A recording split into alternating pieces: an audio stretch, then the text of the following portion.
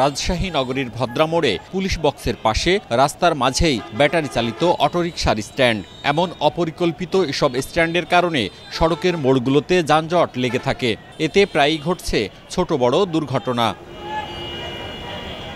অটোরিকশার নিয়ন্ত্রণহীন চলাচলে নগরীর সাহেব বাজার, মণিচত্বর, লক্ষ্মীপুর মোড়, রেলগেট, তালাইমারি এলাকার যানজট দিনে দিনে বাড়ছে। এতে ভোগান্তিতে পড়েছে নগরবাসী।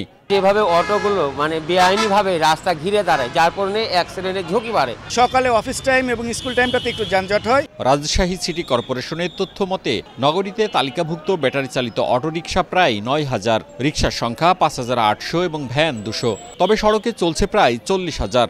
এমনকি সকাল ও দুপুর ২ শিফটে চালানোর নির্দেশনা থাকলেও তা মানা হচ্ছে না। মহানগরীর বাইরের রিকশাও দিনের বেলায় শহরে ঢুকছে।